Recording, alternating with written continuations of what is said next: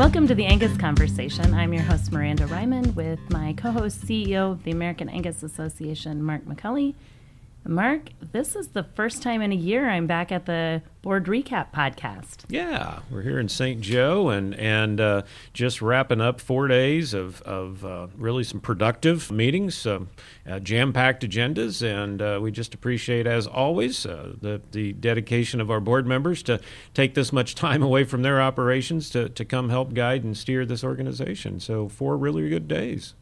So we've got a couple of those board members here to help represent the discussions that were had. But one thing I was thinking about reflecting on the week is this is such a great place to take all the individual member feedback that these gentlemen get when they're out in the field, when they're out at these Angus sales that we've had, when they're out at Angus events, and then get to kind of bring it all back, mash it all together, and see where we land on some things. So thanks, guys, for volunteering to be with us on the podcast. Mark, I'll let you introduce our guest today. Well, yeah, as I'll go around the table here to my straight away, Mr. Art Butler, of course, from Idaho. And Art, I know you've been on the podcast maybe one other time. Yeah, that's correct. One time. Yep. Yeah. Oklahoma City. You have to note that he's from Bliss, Idaho, because how can you have a bad life when you live in Bliss? Yes, you raised your family in Bliss. Yeah, my wife Stacy says she's got it really made. She grew up in Eden and moved to Bliss. There you go. Perfect. There you go.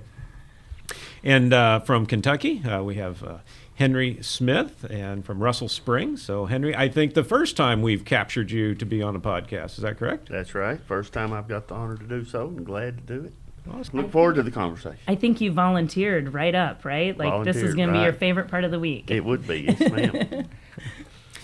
And rounding out our group this morning is Daryl Stevenson from Montana. Daryl, I know, currently serving as an officer on the board, and we've captured you several different times on the podcast. So I think you've got one of the later flights out, and so you make yourself kind of a target for us that we can grab you before you have to jump on a shuttle and head to the airport. But Thanks for joining us again. Yep. Yes, sir. Glad to be here. It's a great opportunity. Yeah.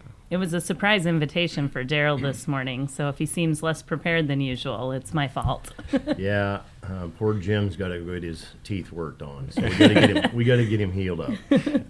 Well, part of the reason for that is we had such good discussions all week that our board meetings took perhaps just a little bit longer than we typically would finish up, but lots of good news to report, both in the pre-committee meetings that happened 2 weeks before and then this week. So I guess we're just going to jump right into it, talking about commercial programs. Yeah, just a reminder, we do this board gets together 2 weeks virtually, 2 weeks before the board meeting, and goes through 6 different committees, and those committee those calls last hour, 2 hours, some really good conversation, and then the report come and bring that committee work back and report back to the board. Even some of the committees, Henry, I know you sit on events and junior activities. That committee met virtually, also met in person to hash out some more of those topics and get together and discuss. So lots of work goes into these. Yeah, absolutely.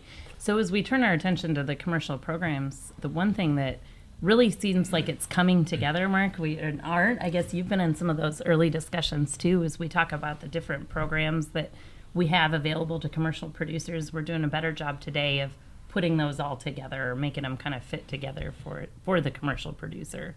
Yeah, that's correct, Miranda. We on that commercial committee meeting, we had, all our committee members as well, but we had 40 interested other people from the board and staff, and we reviewed the Angus Link enrollments and those type of enrollments, and that continues to grow and gains traction, and the Angus Verified and our GMS scores are being more and more adopted and used, and more interest. So in that line, we've started a commercial pathway, and it's just integrating all of those tools that we have in the commercial space, put them all together to, start with registered Angus bulls powered by Angus, and then follow up with GeneMax scores, and then follow, our GeneMax Advantage test in your commercial heifer space, and then follow up with and integrate them into our GMS scores on our feeder calf marketing. So it's all driving demand for registered Angus bulls. I have to comment on that, Art. I mean, it seems pretty basic, those 4 principles that we include in that commercial pathway, but it's the first time that we've been able to organize it and present it from start to finish, and connecting those dots, I think, is helping deliver our message now better than ever. And this, although it's brand new, this is going to have to be a drumbeat moving forward for several years for better understanding. But I think we're going to see tremendous response back, not only on Angus link consignments, but uptake and usage of GeneMax Advantage. And maybe for some kind of hearing about this for the first time, I will be clear, it's not necessarily a new program. I No. kind of say Yeah. it's really the way we're talking about it and presenting it. I've said many times as an association, we tend to say, here's all the different programs we have. And I think for our breeders, sometimes that can be overwhelming, but for sure for our commercial producers, that can be a little overwhelming. And so this pathway, as we say, kind of a pathway to success, is really a way for us to talk about buying the registered Angus bull. Here's, as you make more informed replacement heifer selection decisions using GeneMax, those scores now fuel and are integrated into informing the Angus Link Genetic Merit Scorecard. And then we've got certified Angus beef out here driving demand, and we put more product into that that creates more demand and more signals back. So it's really kind of our way of talking about these things, and hopefully it makes more sense. I think at some of the early meetings we've had and conventions and things, we've presented that approach. It seems like it's kind of resonating with our commercial producers. And the confidence is just absolutely exploding. As of, for instance, there was an Angus Link sponsored sale in Beaver, Oklahoma for the first time here just a couple of weeks ago. And the enthusiasm behind that, I think, was quite well proven through the value of those Angus Link calves. And so it does have a flow-through effect from each segment of the industry. And we're really working together, I think, on how to better improve these cattle and create more value.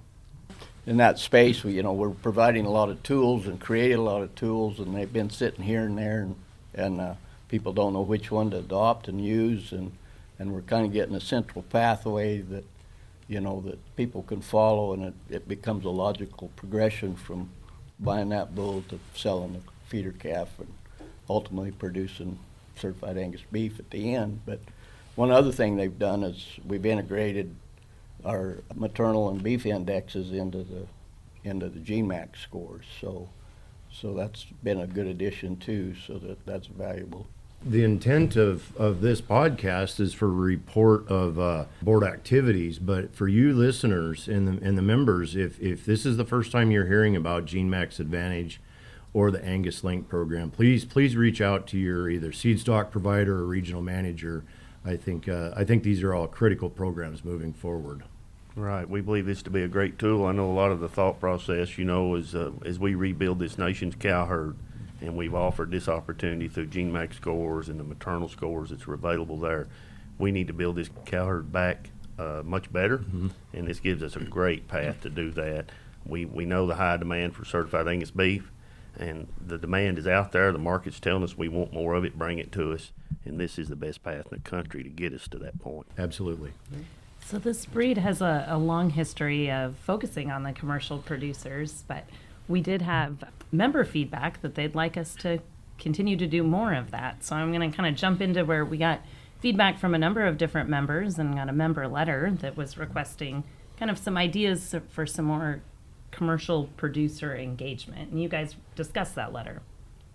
Yeah, this was reflective of past programs, actually, that were tightly tied or very similar to our current AHIR program, whether we should re-engage that or not. And so the discussions that came up, I mean, you had to bring up GeneMax instead of age-old performance data.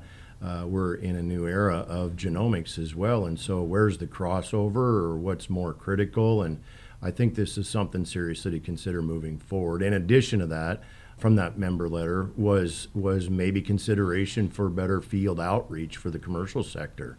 I like that idea personally, but we've all got to stay financially responsible within a budget and figure out how we fit that into the team. So great ideas, and I mean, these in this circumstance, these are just thoughts for consideration further. Sure. And also, when you say better field outreach, if any of you RMs are listening, I want you to know that there was great praise for the RMs out in the field, and also recognition that we've added an awful lot to their Absolutely. plates, and how, and what would that look like, more staff and things like that. Good clarification. Yeah, that's right. I think one of the other letters that you guys took up, and this one got taken up in Breed Improvement Committee, was a request to consider and researching gestation length, and maybe the need for a gestation length EPD. And I know there was pretty shared observations around the table. You guys as Angus breeders, I think, a recognition that gestation length has probably shortened in the Angus breed over the last couple decades for sure. The data that was showed to us that 10 years ago versus 20 years ago, that the average range today is 5 days shorter than 283 days. I mean, it's pretty obvious that there has been a change genetically in these cattle. So that poses the question, is this important enough, critical enough to actually stamp a full EPD, or do we consider other options with maybe presenting a matrix? This is a thought and an idea that's going to consider deeper consideration. How did you guys see this? I agree with you, Darrell. The observation is cattle are, these calves are coming sooner. 5 days sooner gestation's probably accurate, I think, in my estimation. And I don't know that we need another EPD. I think maybe we need to revisit our gestation tables. Certainly that's going to impact the entire formulation of, calving intervals and everything like that, and whether or not a cow can make Pathfinder, it changed that status. But I think there's probably a need to change our app to a shorter gestation. Yeah, I feel like that was the consensus for the most of the discussion that everybody's had. We've all experienced everybody looks at their busy schedules in their life, and as they do matings and so forth, we all have to back those calving windows up when we're going to be available and help be available, and all those different things that goes with it. But sure enough, it's a concern. I think it's reality for everybody all across the country. And whether or not we need to breed for it as an EPD necessarily, it is a discussion that we're having. It's continuing on and will continue on. But it'd be great to hear some feedback out from those that listen and got concern. Yep. Maybe we just make note that it's real, it's there, and we just back it up a little bit, whether we need an EPD or not. Kind of get some feedback from our membership, and can you utilize it? We'll help you. And I think the thought in support of the idea of looking at it further, some would say, well, as we continue to put emphasis on calving ease direct, we know, we're reducing birth weight, are we potentially reducing gestation length to a point where these calves are being born without full development, right? And I think that's the question that's out there, and I think it's an interesting question. And I've heard it probably for years. We actually 10 years ago at CAB, we held a little think tank and did a little white paper on it. So I know there's a lot of research around it. I think it's a really interesting question. One of those things I think we'll just need to continue to be observant and make sure that there's and I think that was the thought process of, if there was a tool you could select for calving ease and at least keep a barometer on where gestation length. But nothing at this point was decided to move forward with, other than pretty interesting topic. We need to hear more feedback and continue to research it. Certainly. And part of that goes back to your, an EPD is there's optimums. You don't necessarily have to go to the extremes. There's optimums for every environment and every producer. So continue to select for an extreme of one thing might necessarily not lead to what we desire in this particular trait. Yeah, Yep. absolutely. So another letter that kind of falls in that same category of interesting, going to take a lot more discussion, definitely didn't make any sweeping decisions in this board meeting, would be a letter that we got from members requesting that maybe we don't put EPDs on registration. Maybe we make that optional. Yeah. I kind of refer to as decoupling, right? And some will remember that EPDs and performance numbers haven't always been on a registration certificate. What we call today a performance registration certificate, that was added, I think, back in don't fact check me here, but the late 70s, I think, maybe, is when those were merged together. Art's going to fact check Yep, you in you're real gonna fact time. check. I got the history books. I think it was a little later than that. Was it? Yeah. Okay. Yeah. I think in the 90s you had to request a performance certificate to get Okay. that information, even maybe as much as 2000. Okay. So the question was, as we know there's differences of opinion of our breeders of whether they want the tools or don't want the tools and how many of them they want. So this idea was, should we decouple them? And you guys kind of kicked that around. Yeah, there's a lot of points of consideration. This is not a new request. I've heard it in conversation, but this was a formal letter. I think that we take very seriously on this option. The way that I understood it and heard it was giving members the option to include or not. Mm-hmm. And it's rather interesting on what that would do for the individual producer as his choice versus how it affect the entire membership or the herd book. So certainly no decision made on this. This is a topic I would personally like to hear a lot of feedback on, and there will be no swift movements on that. But I think this is a good example of membership requests. We just went through 3 different letters that were discussed throughout this week, and this is other outside ideas that are concerned that I think needs to be taken into consideration. So this is part of that feedback that we're always requesting. Right, I think in that space, it's something that we've got to consider all way down the road. We getting other entities and corporate things that's providing data, providing possible, like a BRD selection tool and those type things. Does Angus take the responsibility when they put their stamp of approval possibly on that? Do we record it? Do we allow it for our members? Do we not? What space do they maintain in that? And where do we stay as an association to provide that service? Or do we stay out of that service?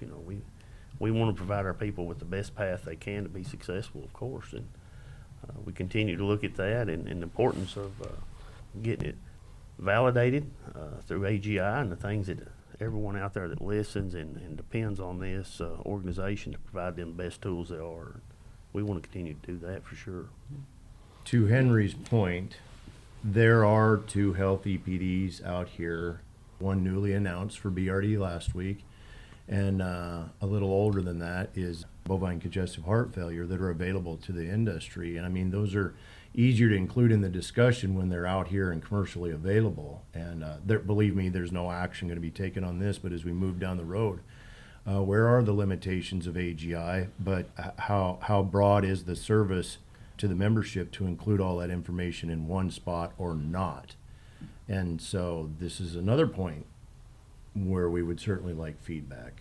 And this is going to be an interesting topic moving forward. And I think that, as I kind of said, I think it's maybe one of the most important discussions that you guys had over this week. And again, not because there's action that needs to be taken immediately, but it's a long-term consideration of where things are likely headed, right? We know we have a couple tools that are out there today that are being offered outside of the American Angus Association, but I think what I think about is awfully important is those tools were built off of data, health data, heart data that our members don't have the ability to collect. Outside of our contemporaries. Outside of you as breeders, yes. If you will, downstream data or non-traditional data. We've referred to it a lot of different ways. So it starts to make this whole decision process, it's a different beast today and going to be likely changing down the road. So I think you guys had a really great discussion about kind of some pros and cons, some all the considerations that need to be taken up as you consider what this thing is going to look like 5 years down the road and where should the American Angus Association be in that space as best we can. So again, to your point, Darryl, I think one member feedback and perspective is one that's definitely is being invited into this discussion. Yeah, agreed there. We need a lot of feedback on that particular subject, and this commercial space is moving rapidly, and there will be a lot more tests probably in the future on other traits that we may or may not get behind and have enough data to really make logical decisions with. But we have members interested in BCHF test that's available right now. We have members interested, I'm sure, in the BRD test that's available. So, we got to make some decisions whether or not we add that to the page or not. So. Well, one thing that I really heard you guys talk about was both the advantages to the individual member. How does that change your having to send in 2 samples today and some of that, and then how does that change the breed and the relevance that the breed and us as a whole has. So, I mean, you've got to look at it kind of from two lenses every time. And I think it changes the landscape in the future for data collection as well. I mean, it really does validate the mindset of commercial data collection. I guess I was really pleased at the annual meeting as we were doing the live survey that there was a strong understanding and support level that future data collections not going to move away from our registered herd contemporaries, but in addition, so that we as AGI have better and more opportunities to probably research some of these non-traditional traits that the future is going to present us. That same survey also was in strong support that we're going to see more probably private genetic evaluation on these kind of traits, and that's going to Here's your example. and it's going right to fill here. in fill in on especially in places where breeders and associations aren't able to get that data and develop those tools. And again, we've got some real world examples right in front of us. It's how not do- theory anymore, right? How do we integrate it or separate ourselves? Yep. I mean, it's a big question. And an important note on that was when you don't have the data in-house, then we don't exactly know what's in those tests, and then are we endorsing a test? So, I mean, you might think, why don't we just already do that? I mean, there's a lot of considerations. Yeah. I think that point got made several times. If it comes out on the American Angus Association, I mean, we're talking about it website or our today. paper, that doesn't right? mean we're endorsing it, right? well, That's does the that mean? Yeah. So. Yeah, very important. It comes out of house here. I know we all made our livelihoods. We depend on the information comes from here. We put a lot of faith in it. The beef industry puts a tremendous amount of faith in it, and we want to be very diligent that we let whatever comes out of here that we endorse is the best the industry offers. Well, our IT and our geneticists are top notch, and we hold them to a high standard of a product that we're going to put out here, and consequently, we haven't got a BCHF test yet, where there's one commercial available in the industry, but we're not comfortable releasing one yet because we don't have enough phenotypes. And so when we reach that threshold, we'll let have, you know. We'll have a tool. Yeah, we'll Right. have a tool. So, and it would be the best because it'd be made on our population. Sure. I Absolutely. respect that, but let's be patient. We'll get there. Right. Yep. Well, those are kind of difficult discussions, I guess, just because of the complexity of them. But I will say we had some easy decisions to make, too. I say you guys had some easy decisions to make, and some things that just hopefully make our members' lives a little bit easier. One of them would be we reviewed the fee for membership name changes, which I didn't even realize was such a big issue till we got to talking about it. And it was, this one was, historically, to change a membership, a name on a membership. And a good example of a female that gets married and changes her name, that was in the past, there was a pretty manual process to that. And that was a $500 change fee. And you guys looked at that, and we looked at it in terms of automation, and it's just a simpler process today. So you guys lowered that to $100 as a change fee. We looked at some other things around paperless billing, and so you're going to hear more about this. We've seen more and more of our members that have moved to paperless billing and requested paperless statements. So we're going to make that the default option come June. But if someone still wants paper, they can request that at no extra fee. That they can continue to go the paper route. So some of those things were really had some rule changes around clarification. I mean, just some changing of some things in our breeder's reference guide around some clarifications around sires used in embryo transplant in the past that had been, there was some language in there that's specifically around AI sires that kind of, there was honestly a little bit of maybe some gray area around natural service, so just some clarity of that. Always, you guys are always looking at those rules and making sure they're current and fresh and such. As you can imagine, that's the most fun thing we talk about all week. Sarcasm. But they're important. They're important. That's right. They are important. Yep. One of the things that we've really tried to listen to members on is solving their problems. And as we know across rural America, one thing that gets to be a great challenge when you're self-employed is health insurance. And so one thing that our Member Services Committee, we talked about, would there be a need for us to look into options to provide some group health insurance options, as you've probably heard of other organizations doing? And it was it's also in line with, we've said, are there ways we can bring more value? We've got a big To our membership, membership. right? Mhm. And is there a way to bring that we can collectively go as a membership and leverage some things to provide some discounts back for our members? So back in the fall, we launched our member rewards program that has a couple, both Cabela's Bass Pro Shop is one and Edge Equipment is the other. So you can go out on our website. But so kind of in line with that was this idea around, could we ever collectively go together and offer a program out to make access to a program to our members for around health insurance? So the decision made was, well, let's ask our members, really, and then we're going to send out a survey here just to kind of get some feedback. When I first heard this, I thought, what in the world? This is not our wheelhouse. But in the sense of the Thank you for being candid. But in the sense of the entire membership and providing a service, I do understand the logic behind this because of the sheer size of our membership and the diversity, and this might be an avenue for assistance, and we are taking it to the membership. I mean, no decisions are going to be made, and so I don't know if we have a timeline or when it's going to go out, but please look into this, take the survey. If there's legitimate interest, I think we possibly could further investigate. If it gets shot down, well, then we know where we stand. So, Sure. once again, membership feedback. So be sure to watch for some information in the March Angus Journal on that, on how to take the survey and just more information. Another thing that we've heard a lot from members, especially members who've been submitting the data, was that they wanted some kind of a program to recognize or to show their commercial producers that they were invested in submitting data. And out of that was born our data-driven herd recognition, and we heard a report on how that's going. So it was in our breed improvement committee, and I guess you've heard some pretty positive things on the program and some feedback from members so far. Yeah, in general, just for review on that, it's a gradated schedule for a certain amount of submissions, low level, bronze, silver, and then obviously, I think is it 12 of the 16 primary traits you will make gold level, and had over 140 herds that qualified for the data-driven program, the herd recognition, and with 20 being gold members. And that was presented main stage at the annual meeting for the first time, and I can say within 2 hours of that, the plane ride home, I had conversations about how do I better qualify.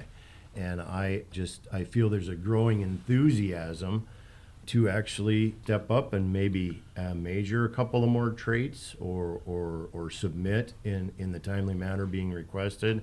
I am incredibly optimistic by how this might have incentivized or regenerated some enthusiasm for phenotypes from the membership.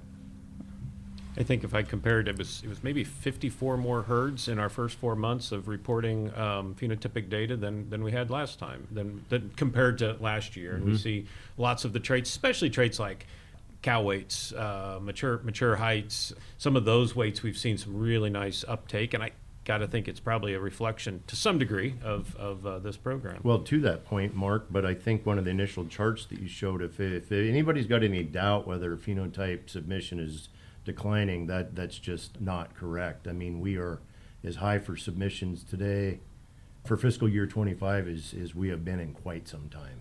I had a lot of positive feedback too. People appreciated getting recognized on the main stage especially, and of course it was printed, all those award levels were printed in the journal as well. So, And I've seen that added to some sale books and some websites Yep. here recently too, Yep. as we see marketing of spring bull sales. So, yep. It sure sparks them. I think it sparks, everybody's got a little competition in them, and they see their neighbor or somebody down the road, well, they've done that and we're doing it. I just need a trait or two or something, and have a good conversation around. I'm proud I of think that folks will effort. jump in. Yeah, proud of it. it was good, very good. But like all new programs, they're not always perfect when you roll them out. We did hear some feedback about some improvements we could make in terms of what the enrollment time of that program was. We had it set up on our fiscal year because we tend to think in fiscal year, and but that kind of could split you right in the middle of weaning, so we moved that up to be a summer break, and so I think that will be that'll probably be a little more favorable. We also made some modifications that if you're enrolled in Maternal Plus, then that's going to give you credit for your breeding records and some other things. If you're maybe a program that sells a lot of those weaned heifers early, or some reasons that you physically couldn't meet that threshold requirement, environment. But if you're in maternal plus, and you're doing all the things that we need to do in terms of turn in breeding records. So just some tweaks to the program. Again, all based off of breeders and members that had suggested some things that we could make it better, and you guys acted on that. Common sense adjustments. Yep. I think it's for the better. Sure. So during one of our breaks, we took just a little bit of a field trip to the basement here in St. Joe. Who wants to talk about what you Yeah. saw in that? What do you mean, break? We don't give you Yeah, breaks. right, barely. We We give you a working break. We got to go to the dungeon, I guess. Yeah, that's right. But yeah, we went down and looked at the storage facilities for our tissue samples and hair samples, and what that looks like, and the magnitude of the samples that we're getting right now is very good, and we need it to continue to grow. And but that does pose a physical problem of how do we store those samples. So we're looking at that right now as well. Did it surprise you when you were down and saw that? Oh, for sure. I was blown away personally. I mean, you think about it. Well, when you was getting a lot of blood cards, when you're getting hair samples, they're small and they're not so hard to store in a little bit of space. But boy, there's always ever evolving tissue sample that, I think the data tells us that about half of the submissions nowadays is coming by tissues, and that's a different beast. You got to have cold storage. You've got to have power and backup power and event of. We've been seeing in my world anyway. Without power, so it makes you wake up sometimes and say, hey, we got that taken care of, and to make sure here the organization is. Angus got generators that are protecting that valuable resource all they can, and it is going to continue to grow, and it's going to take a lot of space. It's going to take some cost. And it's something we got to really consider going down the road and when and how to manage that. Well, this is a very valid point of awareness for the listeners as you analyze this. Spread this around, because we are going to be confronted with some decisions moving forward about lack of storage space and whether or not we need to upgrade or expand, or actually look into what has the most long-term value versus not. And the fact is, I was unaware of this, but the blood and semen samples pretty much are usable indefinitely, where these tissue samples are kind of questionable long term. And we're just limited with space, and then I don't want to push a burden onto future boards to make these decisions, because I think this becomes a complicated issue moving forward. So this will be an ongoing topic of concern that's probably going to need to be deeply considered in the next few months, actually. So feedback is very welcome on this point of consideration. This is eminent. I mean, in that one room, she showed me that this is for blood and hair cards. She had I think there was 25 empty boxes, the old 2,500. That's only 62,000 samples left, room for storage.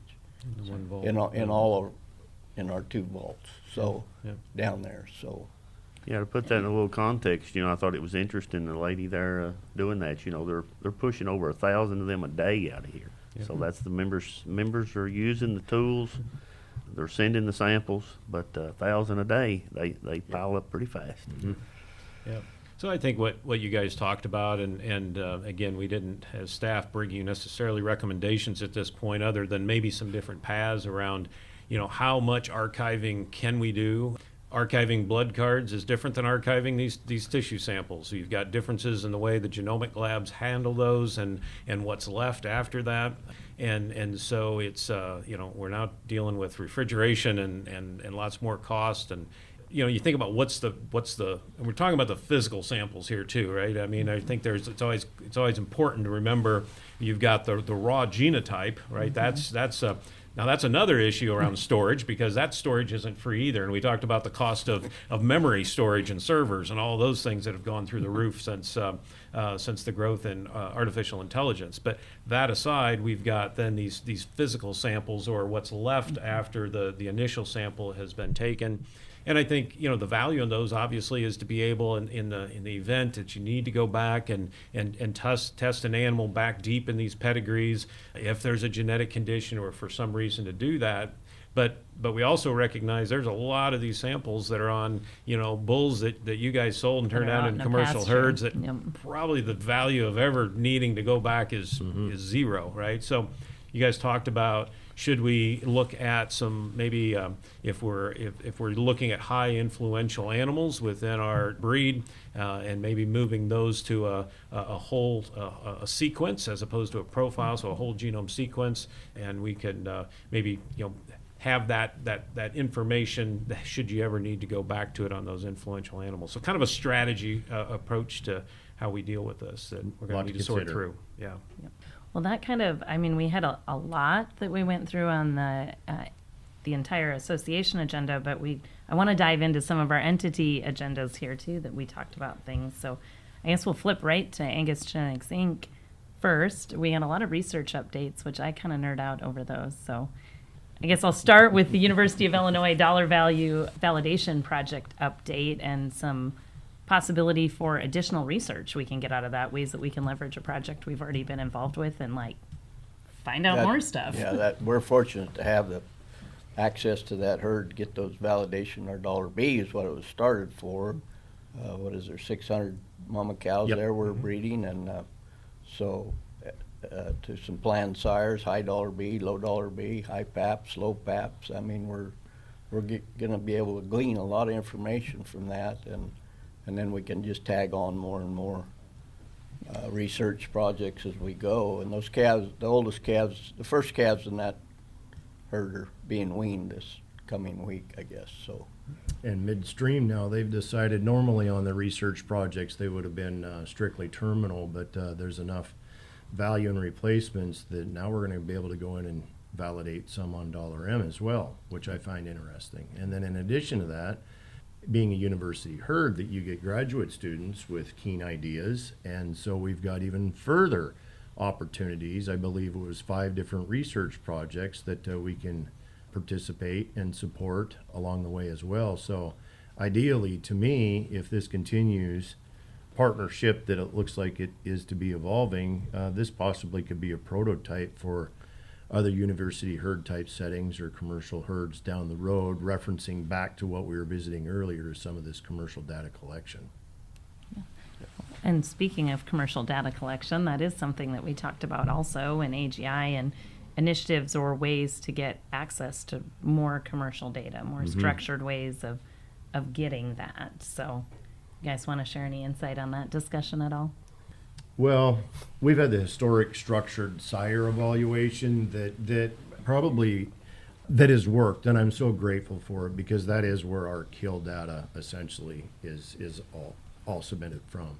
And the fact is, we've got to make harder, bigger strides to get more diverse herds regionally, different environment, different management program practices.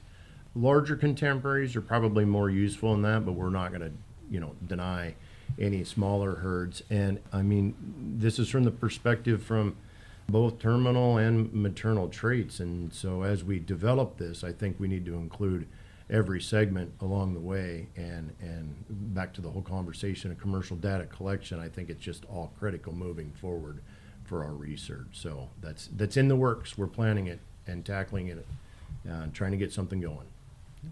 I think you guys heard reports out on, again, some of the other research around congestive heart failure. I know, Art, you referenced that earlier, and I know there's an urgency to continue and advance that research, also recognizing it is tough data to get to. And so you guys saw some of that early data. Just being honest, as you guys see it, that some of the heritabilities we're seeing in our data sets, not nearly what maybe we've seen in some of the other some other literature and things. So continuing the pursuit now is looking for other ways to get more of that data in, and hopefully advance the ability to come out with a tool, because we know for some breeders it's something that they're very, very keenly interested in, have customers that are very keenly interested. Right, it's a significant loss, especially in the Intermountain West and the High Plains. So this is something that we've been working on for several years, and we'll continue to work on it diligently. And I see a real urgency, and Daryl keeps saying patience, but we need it badly, and we're making attempts to get some more packing plants and feedlots to get us some more data. If we could double the size of our data, our phenotypes, we'd probably have a pretty accurate measurement. So I have to kind of laugh that they're saying Daryl's the one saying patience. That doesn't feel like that's a normal That's not character normally trait. your MO. Yeah, that's Not usually the case, is it? I think when they were presenting that, when the AGI team was presenting that, I was thinking about how they were all, I mean, I don't want to say they were disappointed it wasn't more highly heritable, but that's the reason we need more records, because if it was, you know, a little bit more heritable, it'd be a lot easier to come up with something And we based needed- on a smaller number And of we records. need to get it from different regions, like Daryl Mm-hmm. referenced earlier, so we get a little more diverse population of cattle in that. And this in that. is the challenge of the new landscape of research. This is very difficult data.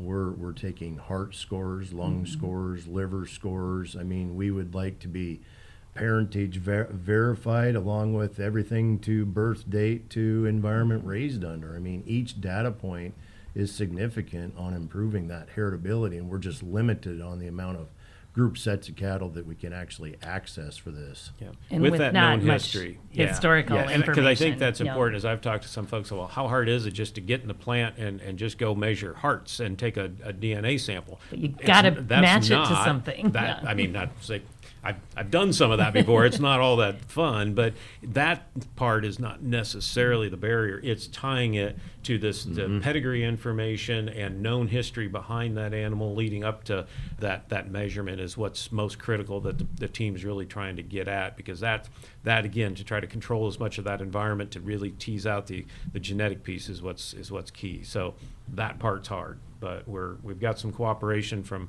some breeders. I guess is also a call for those listening that if you've got some ideas of where some of that data could be captured from, please reach out to the team, and we're Absolutely. we're very aggressively going after it. So.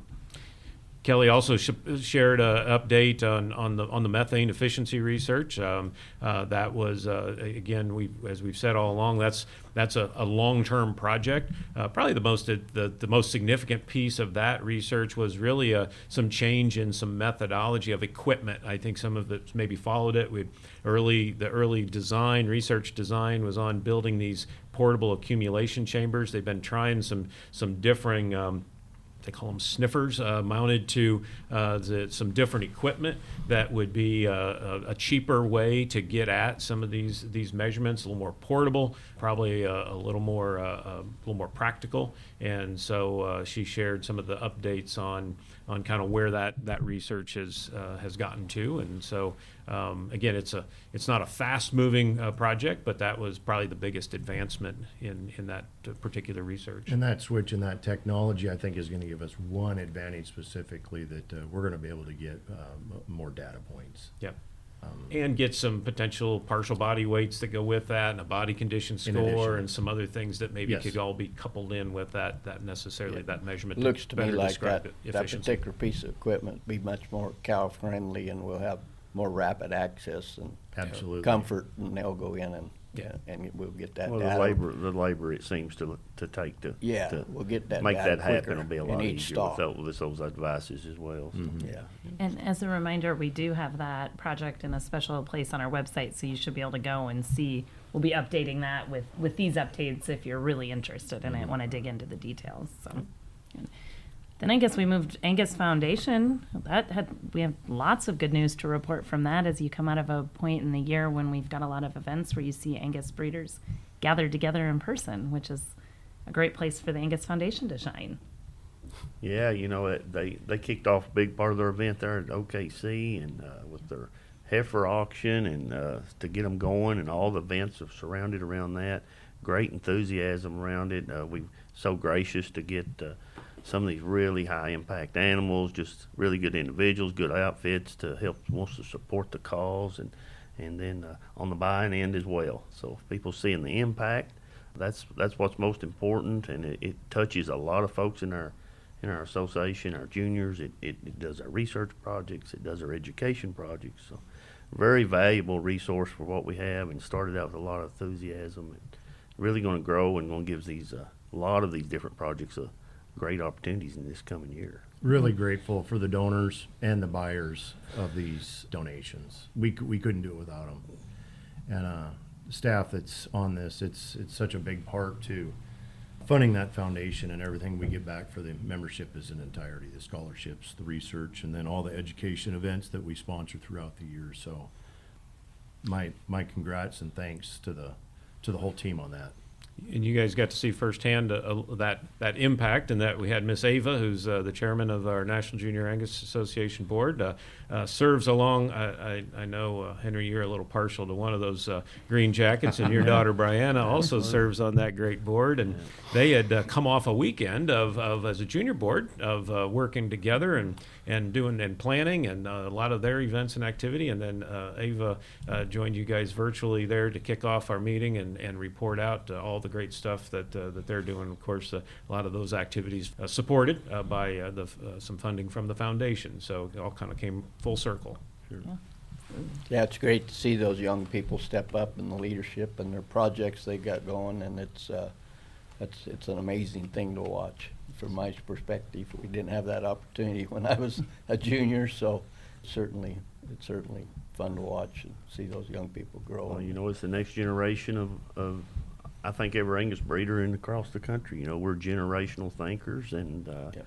for the most part, and we want to see it continue and go down the road. And this is our way, to give to them and help these young people be successful. And they're going to be advocates for our breed, no matter where they're placed in the world, and whether they're back ranching or whether they've got a job or whether they're CEOs. And we sure some of them will, some very influential places.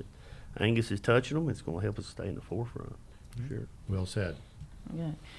Well, I guess just moving right on to the next entity, we've got Certified Angus Beef Board meetings also happen at this time, and we, heard everything from updates on sales numbers and market numbers. One thing that you were pretty quick to point out, Mark, was that number that CAB is now 27% of all fed cattle. Yeah, wow. The team shared. No surprise to anyone that probably the biggest challenge of certified Angus beef today is supply. Even though we see the influence of Angus continue to grow, we see We're bumping acceptance. right up on 40% acceptance rate. Yeah, actually had to change the stat. For years and years, we'd use 3 and 10. They actually have changed the stat to start now saying 4 and 10. When I started at CAB, that stat was 1 and 10. Yep. We It were was just under- above the, Are you dating yourself? I think so, yeah. Yeah. What that's doing, showing us the tools all of our breeders have, their uptake of it, and they're making their cattle better. That's Yeah. a direct result. Absolutely, and that so when you do the math on that, it's and you look at certified carcasses as a percent of total U.S. fed cattle, we're up. The number they shared was 27%. So you think about that. That's pretty incredible. And yet we know that cattle numbers are down, and that's where the supply challenges come. And yet sales were up just a little bit. So who would have thought in this kind of a climate of prices and tight supplies that you could still continue? So I know the team is aggressively out there looking at bringing on new customers, looking at existing customers, how we can grow with them in the face of all of this. But lots of good news. One of the things I think maybe is interesting, a discussion around, we have certified Angus beef prime, which was the cream of the crop, the top of the top, and now we're talking about, is there an opportunity to even differentiate certified Angus beef prime? Is there another layer in there that we might be able to segregate and market to our very, very upscale restaurants that are wanting something extra special? So you guys heard a little bit of a report on what that might look like. Who would have thought? I mean, it came to us. I mean, it came from both food service and even from a packer, that there is room with, historically, what have we been, 2 to 3% prime as total production, and now we've jumped up to 12% as an industry, and there is room, I think, at the top to sort this out as yet one more layer of the highest of the quality, to be able to compete with that and then to serve that. So that conversation is quite interesting for that opportunity, and there's more available supply there, consistent supply than what I was expecting. So exciting times. Yeah, we've been talking about that in my family for quite a while. When are we going to have another grade, another standard up there?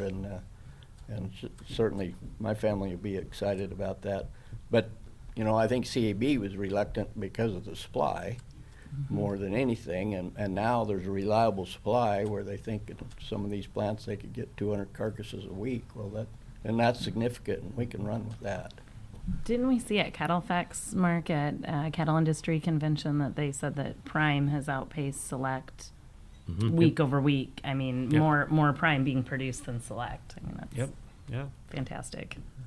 So you think about, and again, you think about Prime, it was always a positioning piece for our very high-end, if you think about those high-end steakhouses, to your point now, you can, with 10, 12, 14% of the cattle grading Prime, you can, Prime availability over the last 4, 5, 6 years has really increased. So I don't want to say You can be Prime more is not special, selective, right? but, yeah. Prime is special, but for those accounts that are needing to still differentiate themselves, we want them staying within the brand, right? We don't want them candidly out looking at Wagyu or something that they think they've got to go to be extra special. We can provide extra special under the certified Angus beef brand, and so looking at kind of maybe some creative ways to do it. No decisions made necessarily on that one, but I think the opportunity is kind of in front of us to do something with here pretty and shortly. we fully realize. I mean, genetically, we want to take some of the credit, but in the era that we're at, we're just feeding these cattle heavier. It doesn't look like that's going away very soon. So, I mean, there is building confidence that supply level is sustainable to be able to go out and actually promote or create this product line.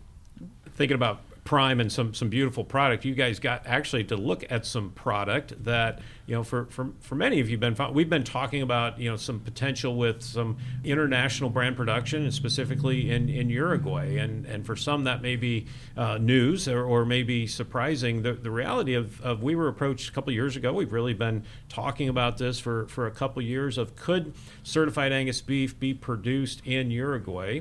They've got an interest in U.S. Angus genetics, but the position is they have access to the EU market, and they have access to some markets that candidly, we just simply don't have. And so you guys have talked about this as a CAB board for a while, and production of that product was just kind of getting started, and you guys got to see some pictures of what that product could look like, and it was some pretty beautiful product. To be very clear, before we continue this conversation, the consideration on this is if there is branded product in Uruguay, it will never see the domestic United States. It will not compete with anything that we produce here at home. The consideration, I will repeat what Mark just said, is to access the global markets that we are challenged by. We either can't enter or we're just strictly challenged. You mentioned the EU, China, some of the Mideast. I mean, we just don't have access, and so this is an opportunity for global brand growth, and I think there is certainly some opportunities in this, and we did see some of the product, and what they were showing us wasn't upper 2/3 choice; it was Prime. So that What I partnership found real works. interesting, Darryl, not to interrupt, but I found that real interesting. Some of their specs, even they're still following the same specs to be sure as we know traditionally here in the States, our top 10 specs, and they've got, I think it was 3 of those specs, are even tighter requirements there for this particular product than we do here in the U.S. So it's going to be labeled well. It's going to be good representation. Be great for our global markets. You know, it's going to build trust for the brand. And the fact if we can get Angus product into those countries, it does nothing but feed the genetic pool that we've got here as a membership here at home. It adds demand to our cattle. Absolutely. So, Yeah, and an element that I think is really important, has been an important part of this discussion all along, and maybe for listeners it sounds like maybe a trivial point, but it's not, and it's the ability to protect the brand, the trademarks in markets where you aren't able to access. So in some markets that we can't access, it's almost impossible to protect our trademarks. And yet we might find our trademarks there, right? But without product in those markets, it becomes almost impossible to go and protect our trademarks. And Which can be an expensive and laborious process to try to, Yeah. in all these individual countries with all the, I mean, when you go to international trade, we got a whole set of people at CAB who know what a headache that is to deal with. Yeah. So this does give an opportunity for, again, putting that product. The volume's honestly probably going to be relatively small, but the importance of it in terms of accessing those markets and protecting the trademarks could be pretty significant. And I'll repeat, in no way will it compete with product that we are producing stateside. Yep. Yeah. Or in Canada. Correct. Yeah. Yeah. And that's a great point. We all know the discussion, I'll call it that, that's going on with imported beef and beef from Argentina and trade deals and all that, right? So everyone's all fully aware of that. This is different. This is not that. This is product, again, largely going into, I think, EU, but it'll markets not the North American markets. So, Did you want to repeat it a third time, Daryl? We know it's I think I sensitive. made my point. Yeah, we know it's sensitive. Moving on to our Angus Media Entity Board meeting, of course, one near and dear to our heart here at the Angus Journal. We did talk about some improvements in Pasture to Publish, which we're right now here into sales season and the heart of people using our Angus Media services, but also Some cool just things coming with video down the road. absolutely some improvements in how you can view your lot videos on there. Those aren't live yet, but they'll be coming because we've heard member feedback. But then, yeah, not quite for this sales season, Art, but pretty soon. However, if you are a Pasture to Publish user, you've gotten used to our analytics that we provide both on your sale book and on your digital campaigns, and we now have your website analytics in the same spot. So you can go to your Pasture to Publish accounts and look up everything from how your digital campaigns did to how your website's doing and your sale book's doing all in one place. Well, and this is a big machine to move, but I want to remind everybody that last fall we had a membership request for parent average EPDs on embryo lots, and that came forward in the September board meeting. And as of January 1st, Angus Media, it was up and running. I was glad. I mean, that's rapid fire. That's pretty fast, and I had immediate positive feedback and a lot of thank yous for that. So I think it was helpful in a lot of people's marketing programs. Yeah, it was very evident right off the bat in the foundation sale at Exactly. Denver. You know, here's these catalogs selling all these pregnancies, and you had a much simpler catalog to read, and it was much And it's clearer. consistent between maybe. Yep. It's not everybody figuring their own. Yes. Yes. Yep. And uh, saved you and some- labeled as such. and- and yeah. labeled as a parent average. You know, obviously EPDs will change based on each performance or DNA profile, but it's parental average. It's right there that everybody's trying to do on their phone or in their head or whatever. You know, it was great service, and they jumped on it, got on it fast, and I was glad to see it. So. We had some great discussion about Angus Journal, right? The Angus Journal of our flagship publication, as I always call it, and just kind of the strategy around the Angus Journal in terms of the resource it is to our members as an advertising tool, but also the resource it is to the American Angus Association as a communication tool. Exactly. Out to our membership. Opened up the discussion, and this is an important one that we looked over a time frame over the last 20 years and the decline of that distribution, and I think there is interest in trying to get it back into every member's household, and we're looking at ways to potentially do that, manage it, be financially responsible, and grow its outreach, not only because of the advertising and marketing, but the message in the communication that is so critical between the membership and St. Joe here. And we heard that in our survey last spring, that the number one of our survey respondents back in the spring, the number one place and preference for them to receive information and updates about the association was through the Angus Journal. Print, very specifically. Yeah. Another research shows print's one of the most trusted resources of information. So that's, I think it's important that we continue to print even in this digital age.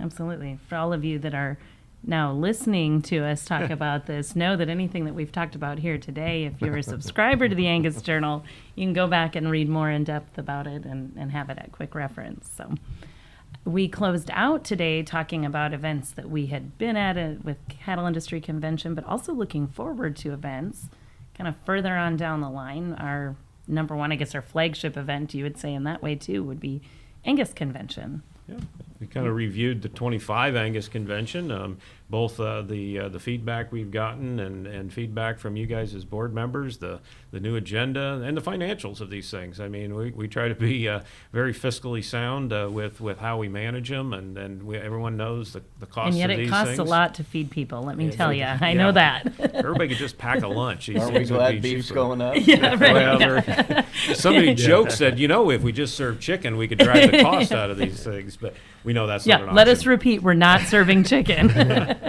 But talked about that, kind of talked about 26 convention and kind of the initial draft of what that agenda, and Henry coming to Kentucky. Sure, Coming yeah, back we're to Louisville. excited about that down in Kentucky. I know a lot of folks have reached out over the years, and all that's come for a long time. A lot of the long-time participants, they used to come to Louisville and come in conjunction with the North American and the livestock event. So we're a lot of excitement about coming back. It's not going to be quite like, of course, the North American is not quite like it was 20 years ago or 25 whenever it left or whatever, but still today, a lot of excitement. I know a lot of folks get an opportunity to put that event back with our convention and our business meeting, so I look forward to that. It's going to look a little different. The schedule will be a little different than what you might have remembered years ago, but nonetheless, we're going to have some time to let those that travel in for the convention have time to visit that livestock show and bring back some old memories maybe, and for those of you new attending, get to see what all that event's about too. So it's going to be a lot of fun. We look forward to it. You going to take the board to Churchill Downs if we come? Absolutely. We'll go if you want.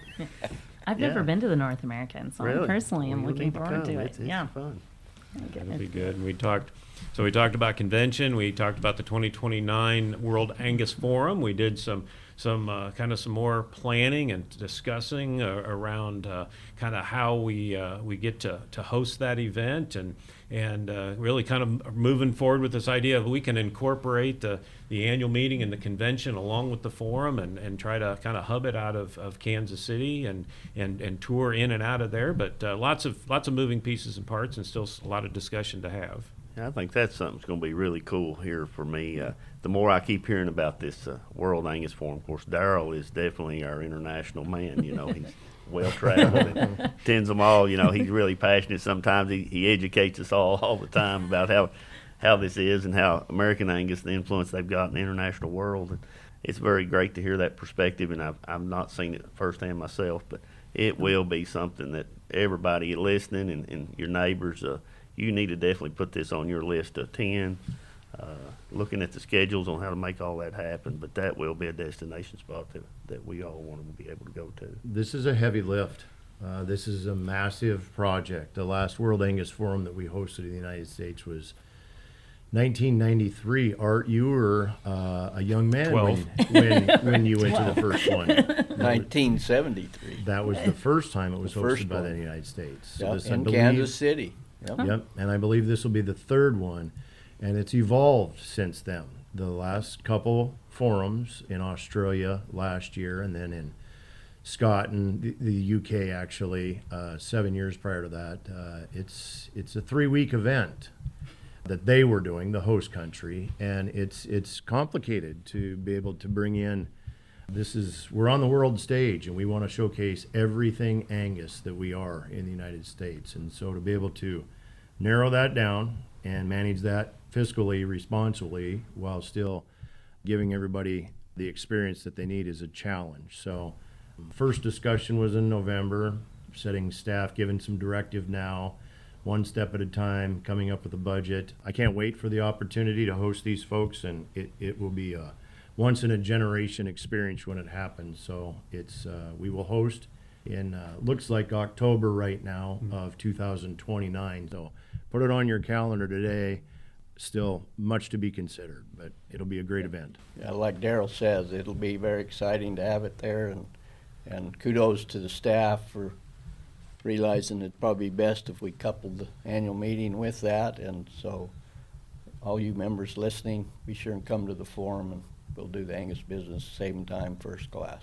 It'd be a really good event. I mean, we're even thinking about how do we plug in, tours ahead of time, because I know one of the things is there'll be, especially our international guests will want to see some different places. So we want to set it up in a way that different states or regions could organize themselves with some tour options. Kind of think of it as a menu for an international person to come in and make some of those selections, and we'll do our best to try to find a way to get multiple of these options to fit together and really provide a lot of different options and ways for our breeders to even showcase their genetics. Yeah, I think we're kind of generalizing it, making it sound like it's just a tour, but there's so much that goes into it. Like the formal meetings will be the technical meetings, very educational. The youth contest I think last year there was 15 teams. I mean, and they were spread from around the world.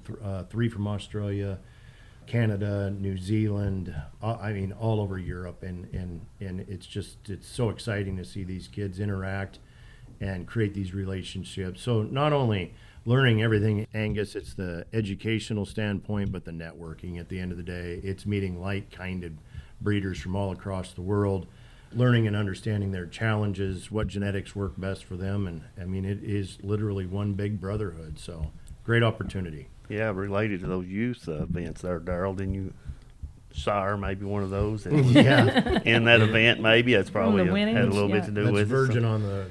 That's virgin on the crossing the line of being a bragging dad. If I talked about that, there you go. We sure we was really well represented at that event. That was great. Well, America was very strong. When Mark was there, we didn't have the highest expectations by the end of that, but they pulled it out. So we couldn't be more proud. That's because they had to do things like back up a horse and trailer with a on the opposite side, with the steering wheel on the opposite side. Yeah, they had to have a pretty unique skill set, I understand. They yeah, had to that's do right. some fencing and some cattle handling, and then we do get into the livestock show arena. We better get real creative on what we're going to make them do so over we get here. to organize an event here. Put them on a hillside. It'll be interesting, With a standard pickup. Yeah, they had a lot of debate contests. I mean, stock handling, judging, with showing, dogs, judging, fitting. meat judging. Yeah.